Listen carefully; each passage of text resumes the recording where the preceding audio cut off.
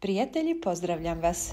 Recite mi iskreno, da li i vama biljke u nekom trenutku stanu s rastom? Da li ste ikada poželjeli da imate bržu berbu i više plodova bez skupih hemikalija? Pišite mi u komentarima šta trenutno imate u vašoj bašti. Paprike, paradajz, krastavce, tikvice, koliko često ih prihranjujete. Volim čitati vaša iskustva jer svaka bašta ima svoju priču. Biljke su poput ljudi. Ako im daš pravu hranu u pravo vrijeme, one ti to vrate obilno.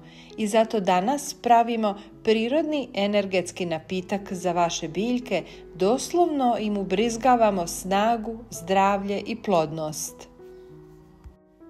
Ako ste i vi ljubitelj organskog uzgoja i prirodnih rješenja, obavezno se pretplatite na naš kanal i pritisnite zvonce.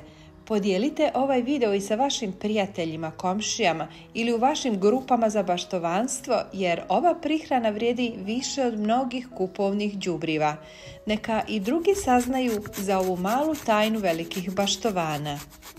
Danas pravimo koncentrat od samo 3 sastojka koja ćete dobro sjediniti i ostaviti da odstoji sat vremena na toplom mjestu. Ovaj koncentrat se razblažuje sa 10 litara vode i zalijevate biljke direktno oko korijena, najbolje ujutro ili kasno navečer. Ovu prihranu ćete moći koristiti jednom u 7 do 10 dana i rezultati neće izostati. Imaćete krupnije i sjajnije paprike, bujniji i puniji paradajz, više plodova krastavaca bez gorčine, a i ostalo povrće bit će zdravije, otpornije i dugotrajnije.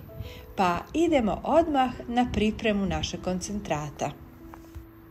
Izrendajte koricu od jednog limuna. Limunova kora sadrži moćna prirodna ulja i enzime.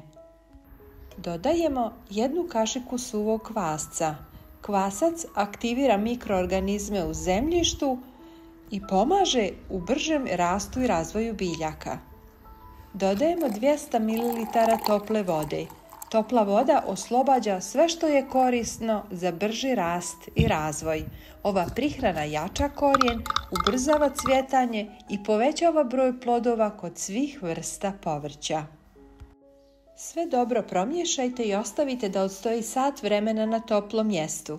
Dobijeni rastvor, kao što smo rekli, je koncentrat, zato ga prije upotrebe razblažite. Dodajte 1 čašu koncentrata u 10 litara vode. Zalijte biljke direktno oko korijena. Dragi prijatelji, pošaljite ovaj video i vašim prijateljima na društvenim mrežama. Hvala vam puno na gledanju.